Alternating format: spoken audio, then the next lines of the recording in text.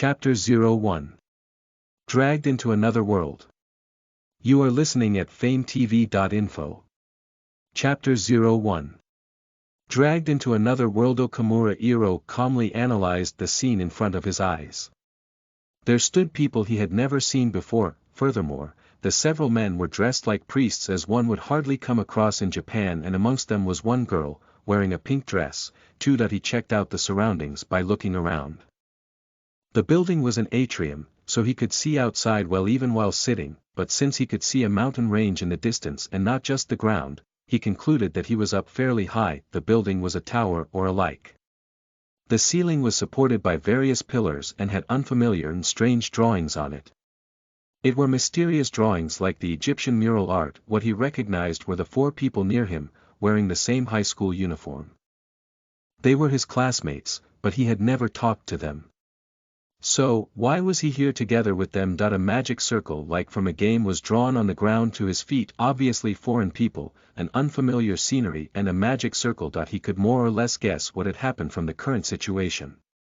And the girl in dress confirmed it with her words, I welcome you, heroes. Yeah, this was a so-called different world. Up until now he had been at school. Skipping classes by sleeping the whole time on the rooftop. He had went back to the classroom to fetch his bag after school. There he found these four people here. Like always, he had headed for his desk without so much as looking at them. They had frowned a bit upon see him, but he had ignored them as he didn't care. But then a bright light had suddenly gushed out from under his feet. All five present, Iro included, had frozen up on the spot from the all too sudden surprise. Everything had turned snow-white in front of him, and in the next moment, he found himself in the current situation. The priests cheered merrily.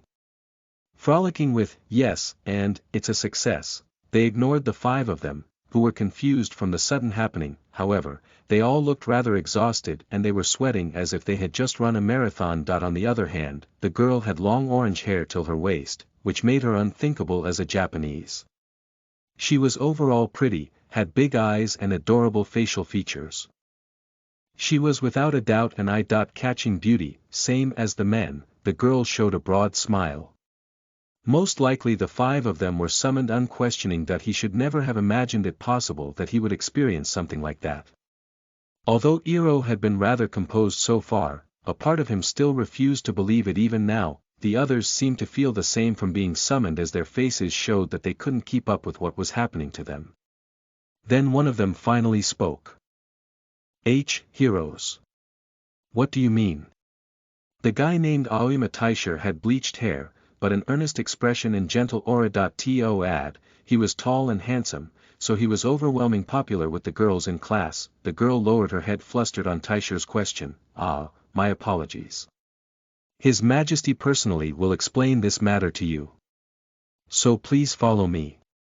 She looked apologetic as she said that. On a closer look, she appeared rather pale. It was hard to tell from her smile earlier, but like the men, she was sweating on the face as well, probably exhausted from the summoning. Taisha seemed to notice her condition as well and likely thought it would be better to listen to her for now instead of staying here longer, since it would probably allow the girl to get some rest. Then, Taisha exchanged looks with everyone except Iro and nodded affirming. Okay.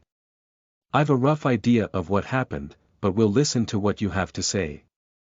Seemingly the other four also kind of understood their situation. Like that, the five of them headed to King in the much less than throne room, much greater than, with the girl's guidance. Iro didn't neglect to observe the area on the way, judging by the color of the hair and eyes of the servants and the soldiers, stationed here and there. He once more concluded that this wasn't Japan. The building they had been in was indeed a tower and stood in the middle of a big castle. Oh, I appreciate your coming, heroes. The man sitting on the throne said that with a refreshing smile. No need to tell him that they didn't come of their own will. I am sure you must be confused from the abrupt circumstances.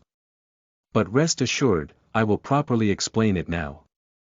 After saying that, he first started with a self-introduction. The kingdom's name was much less than Victoria's much greater than, and the king unified the humas of much less than Edia much greater than, of this world here.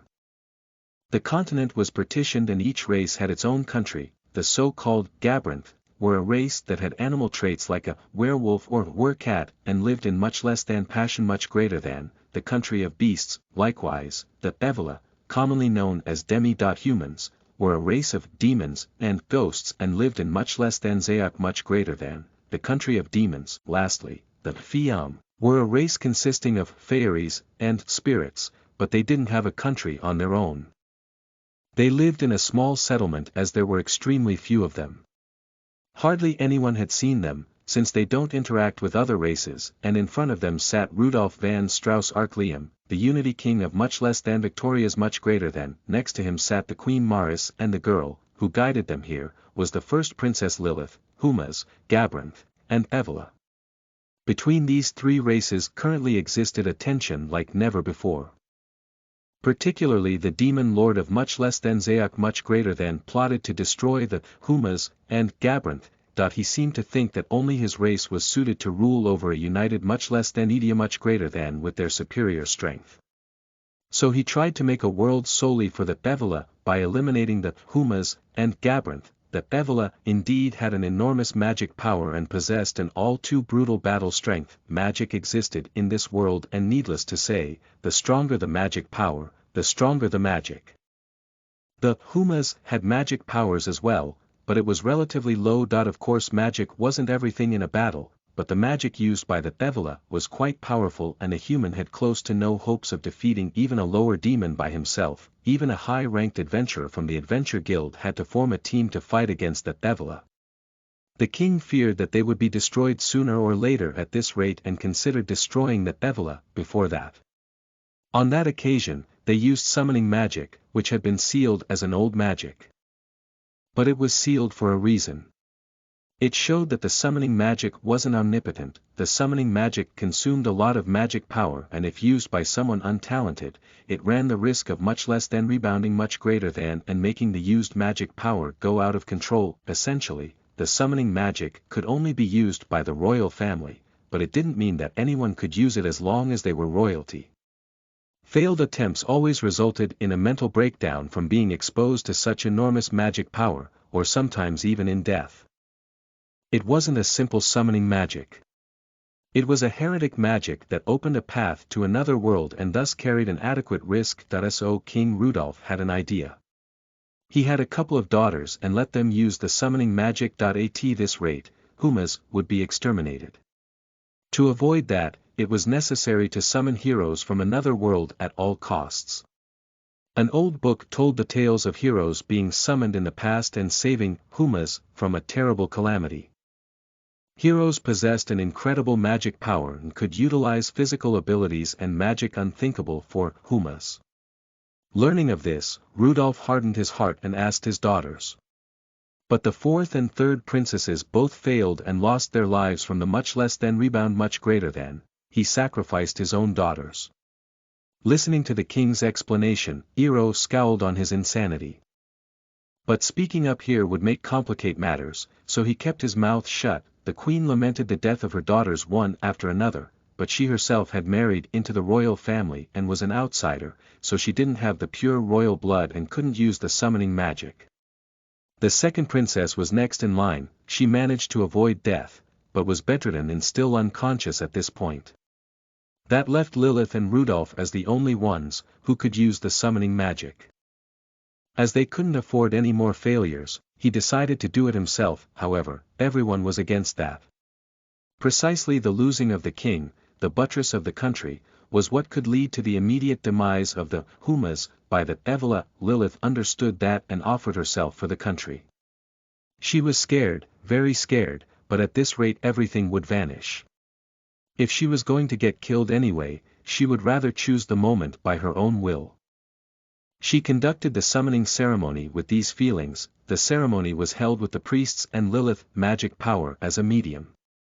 Lilith felt her consciousness fading during the ceremony, and when she gave up, thinking that she was no good either, the magic circle released an obscure light and then the 5 people appeared. I see. So you brought us here to protect the Humas from Evila. Aoyama Taisher nodded a few times while listening to the explanation. Yes. According to the documents, there are 4 heroes in total. Speaking of, I just noticed, there's 5 of you. Exactly. 5 people were summoned this time. The king looked questioning at the nearby scholar. The scholar adjusted his glasses flustered. I have no clue. But I guess, all of them are heroes. Emichim. Then we just have to find out. All of you, show me your abilities. Rudolph said that, but Eero and the others tilted their heads puzzled. What is the matter? Do not tell me you are unable to show me your abilities. Taisher answered as their representative with, indeed, recite much less than status much greater than in your mind. Everyone did as told. Of course Taisher recited as well. Upon that a status screen like from a game appeared in front of him. Eero Okamura LVL 1 HP 24/24 MP 120 divided by 120 E times P0 next 10 ATK 13 Def 8 AGL 27 Hit 11 INT 23 much less than magic attribute much greater than none much less than magic much greater than word magic. Single chain unlocked, much less than titles much greater than innocent bystander, world traveler, word masked. Listen to the full novel at FameTV.info, direct link in the description.